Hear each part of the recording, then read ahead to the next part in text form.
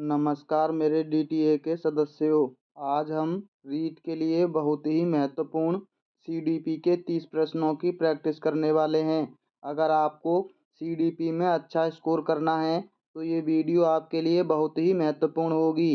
शायद आप मेरा नाम नहीं जानते होंगे।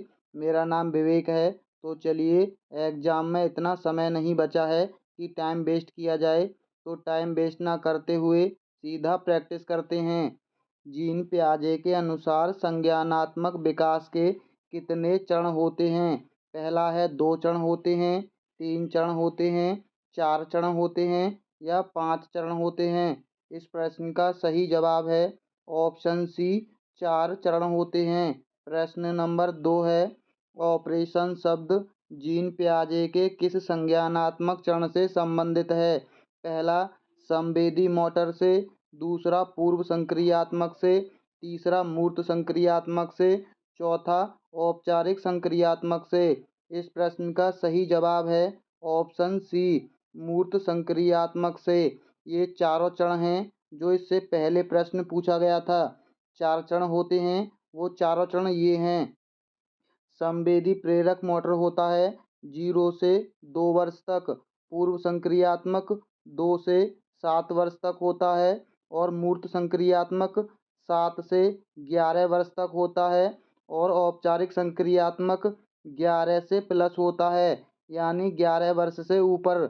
इस प्रश्न का सही जवाब ऑप्शन सी है, मूर्त संक्रियात्मक। प्रश्न नंबर 3 है, विकास की प्रक्रिया का कौन सा सिद्धांत सही नहीं है? पहला, विकास एक सतत होता है। दूसरा, विकास प्रतिगामी भी हो सकता है। तीसरा, विकास अनुक्रमिक होता है। चौथा, विकास एक समान गति से होता है।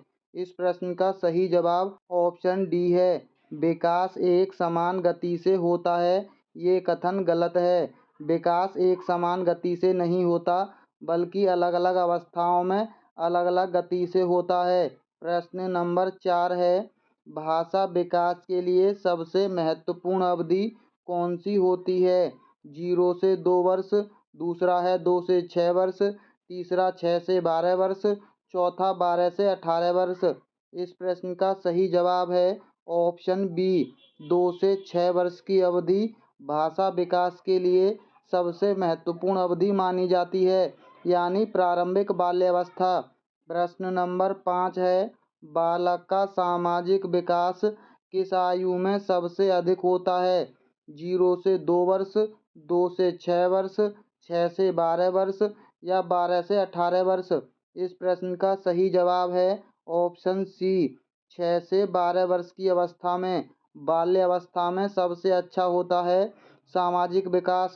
प्रश्न नंबर 6 है, बच्चों में नैतिक विकास की अवधारणा किस मनोवैज्ञानिक ने दी थी? पहला, जीन पियाजे ने, दूसरा कोहलबर्ग ने, तीसरा वाइगोत्स्की ने, चौथा स्किनर ने। इस प्रश्न का सही जवाब ऑप्शन बी है, कोहलबर्ग ने दिया था नैतिक विकास का सिद्धांत। प्रश्न नंबर 7 है, निकटस्थ विकास का क्षेत्र, जिसे हम ZPD भी कहते हैं, का सिद्धांत किसने दिया? वाइगोत्स्की ने, दूसरा है स्किनर ने, तीसरा ब्रूनर ने, चौथा जीन पियाजे ने।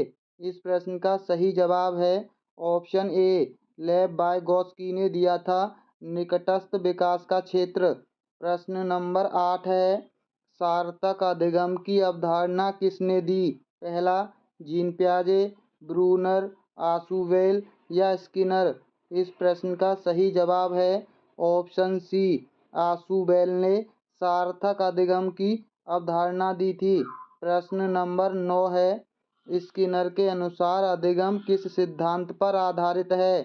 शाब्दिक अनुबंधन पर, दूसरा है परीक्षण एवं त्रुटि पर, तीसरा है क्रिया प्रतिक्रिया सिद्धांत पर, चौथा है सामाजिक अधिगम सिद्धांत पर।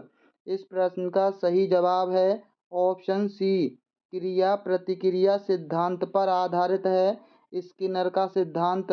प्रश्न नंबर 10 है, किस मनोवैज्ञानिक ने प्रबलन का सिद्धांत दिया था? पहला है पावलोव ने, दूसरा स्किनर ने, तीसरा बंडूरा ने, चौथा वाइगोत्स्की ने। इस प्रश्न का सही जवाब है ऑप्शन बी, प्रबलन का सिद्धांत दिया था स्किनर ने। प्रश्न नंबर 11 है, शिक्षा का उद्देश्य संपूर्ण व्यक्ति का विकास है। यह कथन किसका है? महात्मा गांधी का, जॉन ड्यूवी का, जीन पियाजे का या प्लेटो का? इस प्रश्न का सही जवाब है ऑप्शन ए, महात्मा गांधी का कथन है कि शिक्षा का उद्देश्य संपूर्ण व्यक्तित्व का विकास करना होना चाहिए। प्रश्न नंबर 12 है, कोहलबर्ग के अनुसार नैतिक विकास के कितने चरण होते हैं? पहला है 3 चरण, दूसरा है 4 चरण, तीसरा है 5 चरण, चौथा है 6 चरण। इस प्रश्न का सही जवाब है ऑप्शन ए, कोहलबर्ग के अनुसार नैतिक विकास के 3 चरण होते हैं। पहला चरण है इसका पूर्व पारंपरिक। पहला चरण होता है पूर्व पारंपरिक, दूसरा चरण होता है खाली पारंपरिक और तीसरा चरण होता है उत्तर पारंपरिक। इसके 3 चरण हैं, पूर्व पारंपरिक, दूसरा पारंपरिक, तीसरा उत्तर पारंपरिक। प्रश्न नंबर 13 है, आत्म अधिगम किस सिद्धांत से संबंधित है? पहला व्यवहारवाद के, दूसरा संज्ञानात्मक सिद्धांत के, तीसरा निर्माणवाद के, चौथा नैतिक विकास सिद्धांत के। इस प्रश्न का सही जवाब है ऑप्शन सी, निर्माणवाद से संबंधित है आत्म अधिगम का सिद्धांत।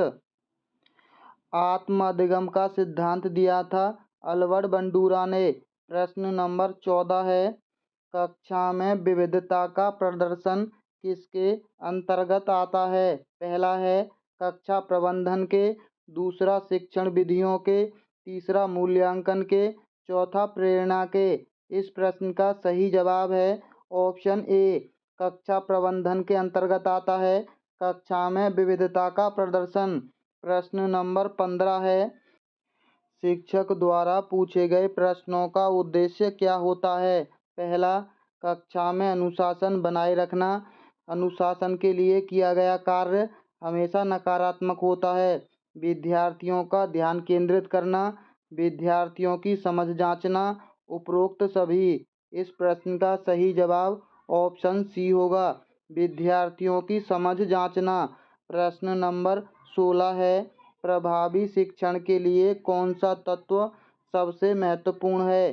शिक्षक की स्पष्टता, शिक्षक की कठोरता, पाठ्यक्रम की जटिलता या कक्षा में शांति? इस प्रश्न का सही जवाब है ऑप्शन ए, शिक्षक की स्पष्टता। प्रश्न नंबर 17 है, अधिगम के परिणामों को जांचने के लिए कौन सी विधि सर्वोत्तम है? पहला मौखिक परीक्षण, दूसरा लिखित परीक्षण, तीसरा परियोजना कार्य, चौथा सभी का मिश्रण। इस प्रश्न का सही जवाब है ऑप्शन डी, सभी का मिश्रण होना चाहिए। प्रश्न नंबर 18 है, शिक्षण का सबसे अच्छा तरीका क्या होता है? पहला एक तरफा व्याख्यान, दूसरा संवादात्मक शिक्षण, तीसरा पाठ्य पुस्तक आधारित शिक्षण या केवल गृह कार्य देना। केवल शब्द नकारात्मक। नकारात्मक क्यों होता है? क्योंकि केवल शब्द हमें सीमित करता है और शिक्षा को कभी भी सीमित नहीं होना चाहिए। इस प्रश्न का सही जवाब ऑप्शन बी है, संवादात्मक शिक्षण।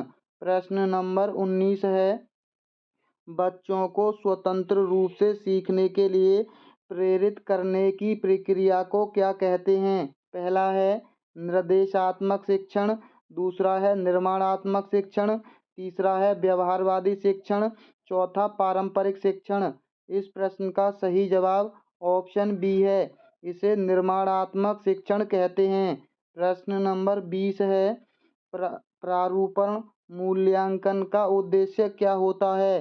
पहला है अधिगम की निरंतर प्रगति को देखना, दूसरा अंतिम परीक्षा आयोजित करना, तीसरा कमजोर विद्यार्थियों को अलग करना, चौथा केवल औपचारिक ग्रेड देना।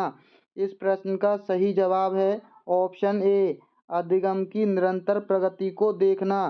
प्रश्न नंबर 21 है, प्राथमिक स्तर पर शिक्षण का सबसे अच्छा तरीका कौन सा है? पहला गतिविधि आधारित शिक्षण, व्याख्यान विधि, पाठ्य पुस्तक पठन, अनुशासन पर ध्यान देना। व्याख्यान शब्द भी नकारात्मक होता है, अनुशासन भी। इस प्रश्न का सही जवाब ऑप्शन ए है। गतिविधि आधारित शिक्षण प्राथमिक स्तर पर शिक्षण का सबसे बेस्ट तरीका माना जाता है। प्रश्न नंबर 22 है, मूल प्रवृत्ति की अवधारणा किसने दी? पावलोव ने, थॉर्नडाइक ने, स्किनर ने या कोहलबर्ग ने? इस प्रश्न का सही जवाब ऑप्शन बी है। थॉर्नडाइक ने दी थी मूल प्रवृत्ति की अवधारणा। प्रश्न नंबर 23 है, बच्चों के भाषा विकास में कौन सा चरण सबसे पहले आता है? बड़बड़ाहट, शब्दावली वृद्धि, व्याकरण समझना, चौथा है वाक्य निर्माण। इस प्रश्न का सही जवाब है ऑप्शन ए, बड़बड़ाहट सबसे पहले आता है। प्रश्न नंबर 24 है, स्किनर के अनुसार अधिगम किस सिद्धांत पर आधारित है? पहला, शाब्दिक अनुबंधन पर, दूसरा ऑपरेंट कंडीशनिंग पर, तीसरा सामाजिक अधिगम पर, चौथा संज्ञानात्मक विकास पर। इस प्रश्न का सही जवाब ऑप्शन बी है, ऑपरेंट कंडीशनिंग पर आधारित है स्किनर का सिद्धांत। प्रश्न नंबर 25 है, शिक्षण परीक्षण और त्रुटि सिद्धांत किसने दिया? पहला, जीन पियाजे ने, थॉर्नडाइक ने, ब्रूनर ने, वाइगोत्स्की ने। ये दिया था। इसका सही जवाब ऑप्शन बी है, त्रुटि एवं प्रयास का सिद्धांत दिया था थॉर्नडाइक ने। प्रश्न नंबर 26 है, सकारात्मक प्रबंधन का मुख्य उद्देश्य क्या होता है? पहला, अधिगम को प्रोत्साहित करना, दूसरा अनुशासन बनाना, तीसरा डर उत्पन्न करना, चौथा सजा देना। ये तीनों ही शब्द नकारात्मक हैं। अनुशासन, डर और सजा, ये तीनों शब्द नकारात्मक की श्रेणी में आते हैं। इस प्रश्न का सही जवाब ऑप्शन ए है, अधिगम को प्रोत्साहित करना। प्रश्न नंबर 27 है, बाल अधिगम में सृजनात्मकता किस प्रकार महत्वपूर्ण होती है? पहला, समस्या समाधान में मदद करती है, दूसरा रटने की क्षमता बढ़ाती है, तीसरा परीक्षा में अधिक अंक दिलाती है, चौथा अनुशासन बनाए रखती है। इस प्रश्न का सही जवाब ऑप्शन ए है, समस्या समाधान में मदद करती है। रटना, परीक्षा, अंक और अनुशासन, ये चारों शब्द नकारात्मक होते हैं। प्रश्न नंबर 28 है, किस शिक्षण विधि में बच्चे स्वयं ज्ञान प्राप्त करते हैं? पहला, निर्माण शिक्षण विधि में, दूसरा व्याख्यान शिक्षण विधि में, तीसरा निर्देशित शिक्षण विधि में, चौथा व्यवहारवादी शिक्षण विधि में। इस प्रश्न का सही जवाब ऑप्शन ए है, निर्माणवादी शिक्षण विधि में बच्चे स्वयं ज्ञान को प्राप्त करते हैं। प्रश्न नंबर 29 है, आत्म अधिगम किस सिद्धांत से संबंधित है? व्यवहारवाद से, संज्ञानात्मक सिद्धांत से, निर्माणवाद से या सामाजिक अधिगम सिद्धांत से? इस प्रश्न का सही जवाब है ऑप्शन ए, व्यवहारवाद से संबंधित है आत्म अधिगम सिद्धांत। प्रश्न नंबर 30 है, बालक प्राकृतिक रूप से एक जिज्ञासु प्राणी है, यह विचार किसका है? पेस्टोलॉजी का, जॉन ड्यूवी का, जीन पियाजे का, वाइगोत्स्की का? इस प्रश्न का सही जवाब है ऑप्शन बी, जॉन ड्यूवी का कथन है, बालक प्राकृतिक रूप से जिज्ञासु प्राणी होता है। प्रश्न नंबर 31 है, बालक की सीखने की अधिकतम क्षमता किससे प्रभावित होती है? शिक्षक से, माता पिता से, सहपाठी से या सामाजिक वातावरण से? आप इसका जवाब हमें कमेंट बॉक्स में टाइप करना। अगर आपको ऐसे ही बिना टाइम वेस्ट की अच्छी प्रैक्टिस करनी है तो आप हमारी वीडियो को लाइक, हमारे चैनल को सब्सक्राइब कर लीजिए, क्योंकि एग्ज़ाम में इतना समय नहीं बचा है कि आप अपना टाइम वेस्ट करें।